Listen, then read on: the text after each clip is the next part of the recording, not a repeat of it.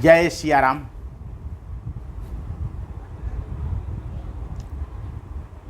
श्री अयोध्या धाम आज वैश्विक तीर्थ के रूप में विकसित हो रहा है। तो निश्चित रूप से इसके प्राचीन स्थानों के बारे में जानकारी होनी चाहिए।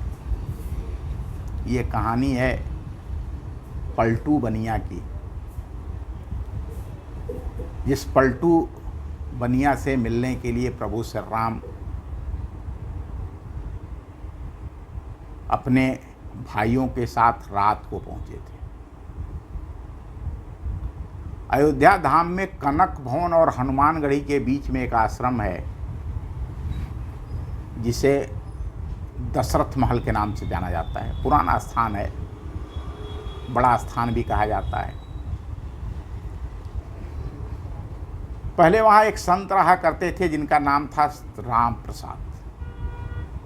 श्री राम प्रसाद जी ही उस समय इस दशरथ महल के कर्ता धर्ता थे, जिससे यहाँ पर जो विग्रह लगे थे इस मंदिर के अंदर, प्रभु श्री राम, लक्ष्मण, भरत एवं शत्रुघ्न और इनकी अर्धांगिनी माने चारों लोगों की पत्नियां और हनुमान जी के विग्रह की सेवा होती। क्योंकि सबके सब इस नाम तो दशरथ महल था, नाम दशरथ महल ही है। ये भी मान्यता है कि यह राजा दशरथ का महल इसी स्थान पर था। लेकिन हम सभी जानते हैं कि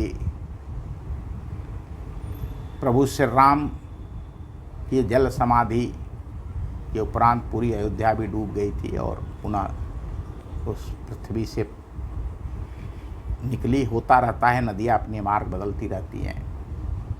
अभी भी जो श्री राम मंदिर बन रहा है तो सरयू की बाढ़ की गवेषणा विश्लेषण इंजीनियर्स कर रहे हैं, वास्तुशास्त्री कर रहे हैं कि सरयू में कितनी बाढ़ आती है और कहाँ तक बाढ़ आती थी, अयोध्या कितनी डूबती थी।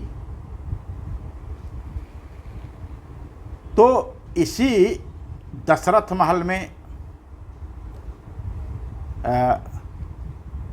संत महात्मा रहते थे और श्री राम प्रसाद जी इसके मुख्य कर्ता धर्ता पुजारी मान लीजिए थे। पहले अयोध्या में बहुत लोग आते भी नहीं थे। एक तो इसका मुख्य शहर फैजाबाद के नाम से जाना जाता, फैजाबाद था, और अयोध्या बिरले लोग आते थे। बहुत कठिनाइयाँ थी, पहुँचने की कठिनाइयाँ थी, सुविधाएं नहीं थी। और जो भी ऐसे तीर्थयात्री आते थे वह मंदिर में जो थोड़ा बहुत चढ़ावा चढ़ाते थे उसी से इस मंदिर और इन संतों का खर्च चला करता था। जो भी चढ़ावा दिन भर इस मंदिर में चढ़ता था वह चढ़ावा शाम को एक बनिया थे, श्री पलटू राम जी नाम था उनका, उनके यहाँ कोई साधु लेके जाता था और उससे जो भी राशन वहाँ से मिलता था वह राशन ले आ करके और भोग प्रसाद बना करके भगवान को भोग लगा करके सभी संत जो आश्रम में होते थे, अतिथि भी होते थे, तो वह प्रसाद पाते थे। एक बार ऐसी प्रभु की लीला हुई कि मंदिर में कोई चढ़ावा ही नहीं आया, कोई तीर्थयात्री ही नहीं आया। अब इन साधुओं के पास कोई संचय तो था नहीं, उन्होंने कुछ पैसे जोड़ के रखे तो थे नहीं, क्या किया जाए। कोई उपाय न देख करके श्री राम प्रसाद जी ने दो साधुओं को उस पलटू बनिया के पास भेजा और कहलाया कि भैया आज तो मंदिर में कुछ चढ़ावा नहीं आया है, आप थोड़ा सा राशन उधार दे दो तो कम से कम भगवान का भोग लग जाए। अब पलटू बनिया जी के साथ भी संकट था। आज तक कभी उन्होंने इस दशरथ महल मंदिर को उधार तो दिया नहीं था। और प्रभु की लीला होती है। तो उन्होंने उन साधुओं से यह कह करके मना कर दिया कि भाई हमारा और जो महंत जी हैं उनका लेना देना तो नगद का है, आज तक कभी उन्होंने उधार लिया नहीं, तो मैं आप लोगों को कैसे उधार दूंगा, मैं उधार नहीं दे पाऊंगा। साधु लौट करके और पुनः मंदिर चले गए। श्री राम प्रसाद जी को जब यह बात पता चली तो उन्होंने कहा जैसी प्रभु की इच्छा, कह करके उन्होंने उस दिन भगवान को जल का ही भोग लगा दिया और सारे साधु जल पीकर रह गए। उसके बाद भी दिन भर कोई चढ़ावा नहीं आया। शाम हो गई, सायंकाल भी जल का भोग लगा दिया गया और सारे जो साधु संत थे वह जल पी करके और रह गए। एक प्रकार से यह प्रभु की परीक्षा लेता है। भगवान ईश्वर इष्ट जब कृपा करता है तो अपने भक्तों के समर्पण की परीक्षा लेता है और जो उसमें उत्तीर्ण होता है उसी को सद्गति और मुक्ति भी प्राप्त होती है। जब प्रातःकाल भी जल का भोग लग गया और सायंकाल भी जल का भोग लग गया और सभी साधु संत जल प्रसाद पा करके और सोने चले गए, तो इस मंदिर का आज भी वो नियम है कि शयन आरती के समय भगवान के लिए वस्त्र की व्यवस्था की जाती है और 1 घंटा बैठ करके भगवान का भजन होता है। ज़्यादातर जो भी तीर्थ स्थानों पर, अयोध्या, मथुरा, काशी, जहाँ भी है, तो हर मंदिर का नियम है कि सोने के पहले प्रभु के नाम का स्मरण किया जाए, भजन सुनाए जाए, फिर रात्रि विश्राम। पूरे दिन भूखे रहे, श्री राम प्रसाद जी भजन गाते रहे और नियम पूरा करके सोने चले गए। धीरे धीरे रात बीतने लगी। सच्चाई तो यह है कि भूखे भजन न होई गोपाला, ईला यापन कंठी माला। लेकिन यह परीक्षा थी और उस परीक्षा में उत्तीर्ण होना था। धीरे धीरे रात बीतने लगी और करीब आधी रात को पलटू बनिया के घर पर कोई दरवाज़ा खटखटाता है। अब पलटू बनिया सोचने लगे कि भाई इतनी रात को कौन हो सकता है। जब उन्होंने आवाज़ सुनी तो पता चला कि कुछ बच्चे दरवाजे को पीट रहे हैं और पलटू सेठ कह करके दरवाज़ा खोलने के लिए कह रहे हैं। पलटू सेठ जी ने जब दरवाज़ा खोला तो देखा कि 4 लड़के हैं जिनकी अवस्था 12-13 वर्ष के आसपास है और एक पीताम्बर ओढ़ के खड़े हैं। वे चारों लड़के एक ही पीताम्बर ओढ़े थे। बच्चे बड़े भोले भी थे, बड़े सुंदर भी थे। इन बच्चों को देख करके पलटू जी का सारा क्रोध समाप्त हो गया, प्रेम उमड़ आया और उन्होंने पूछा कि बच्चों तुम लोग कौन हो और इतनी रात को क्यों शोर मचा रहे हो। बच्चे बिना कुछ कहे, उनका दरवाज़ा खुला था ही, उनके घर में घुस गए और बोले कि हमें राम प्रसाद बाबा ने भेजा है और ये जो पीताम्बर हम ओढ़े हैं इसके कोने को खोलो, इसमें 1600 रुपये हैं, निकालो और गिनो। ये वो ज़माना था जब आना और पैसा चलता था। 1600 रुपये उस समय बहुत बड़ी रकम हुआ करती। जल्दी जल्दी पलटू दास जी ने उस पीताम्बर का कोना खोला तो उसमें सचमुच के चांदी के 1600 सिक्के निकले। अब पलटू जी की बात समझ में नहीं आई कि भाई ये क्या मामला है। तब इन बच्चों ने कहा कि इन पैसों को का राशन कल सवेरे आप उस आश्रम पर भिजवा देना। तब तुरंत पलटू जी को यह बात समझ में आई कि ओहो,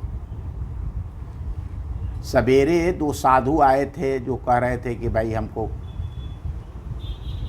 दशरथ महल से आए हैं, मंदिर पर कुछ राशन आप उधार दे दीजिए, और मैंने मना कर दिया तो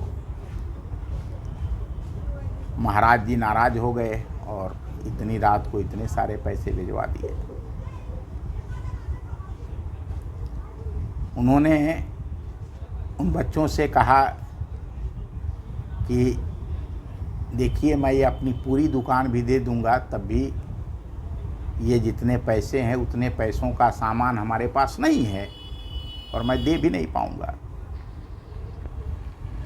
ये पैसे बहुत ज़्यादा हैं और इतने पैसे का सामान देते देते तो मुझे पता नहीं कितना समय लग जाएगा। तब बच्चों ने कहा ठीक है, आप एक साथ मत दीजिए, लेकिन थोड़ा थोड़ा करके अब रोज़ आप प्रातःकाल आश्रम में कुछ सामान भिजवा दीजिएगा, और आज के बाद कभी भी भोजन सामग्री के लिए आश्रम से कोई आए तो उसको मना मत करिएगा। इतनी बात सुन करके पलटू जी मारे शर्म के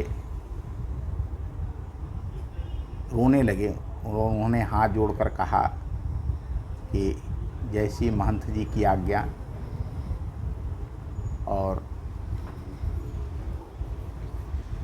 वो बच्चे चले गए। इधर सवेरे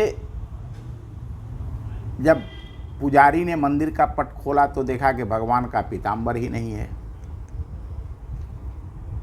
उन्होंने यह बात, पुजारी से इतने वस्त्र भी नहीं होते थे। आज तो एक एक मंदिर में विग्रहों के लिए 6-6, 8-8, 10-10, 50-50 जोड़ी, सैकड़ों जोड़ी वस्त्र होते हैं। उस समय वस्त्र भी बहुत कठिन थे और एक ही पीताम्बर से चारों विग्रहों को उड़ाया गया था। बहरहाल लगा कि भाई यह पीताम्बर कहीं कोई उठा ले गया, चूहा ले चला गया, कुछ हुआ।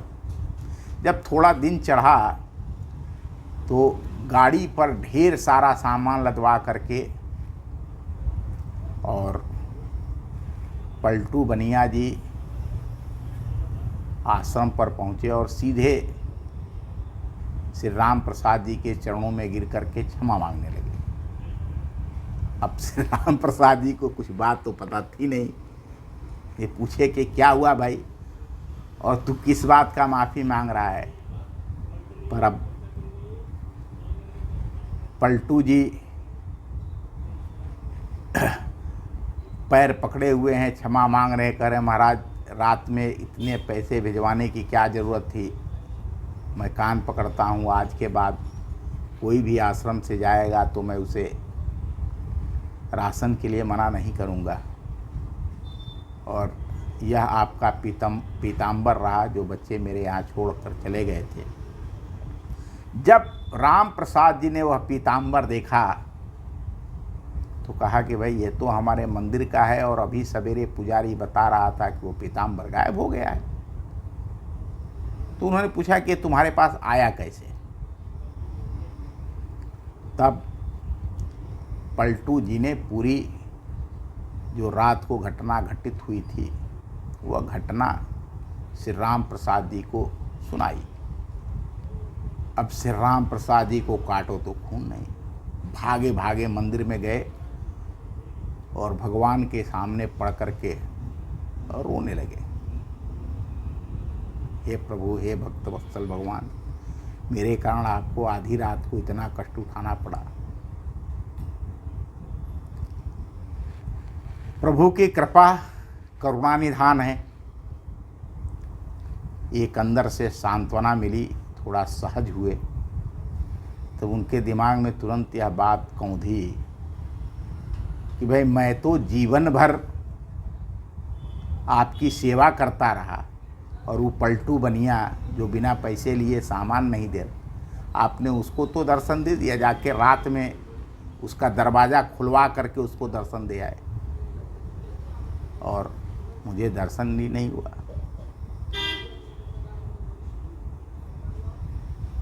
अब ये तो अन्याय है, आपने आधी रात को बनिया का दरवाज़ा खुलवा करके और उसको दर्शन दे दिया, लेकिन जो आपकी नित्य प्रति सेवा करता है उसको तो आपने दर्शन नहीं दिया। लेकिन विग्रह है, प्रभु तो प्रभु हैं। वो बाहर आए, पलटू जी भी ये कहानी ये थे, ये देख ही रहे थे क्या हो रहा है। जब श्री राम प्रसाद जी मंदिर में जाकर गिर कर के रोने लगे तो ये भी पीछे पीछे खड़े थे, वो रोए जा रहे हैं। उन्होंने जो भगवान से उलाहना दिया और जब उस उलाहने को पलटू जी ने सुना तो उनको भी बड़ा आश्चर्य हुआ कि जिन लड़कों को मैं साधारण बालक समझ रहा था वह तो साक्षात भगवान थे और मैं ऐसा बेवकूफ़ आदमी कि उनके पैर भी नहीं छू पाया।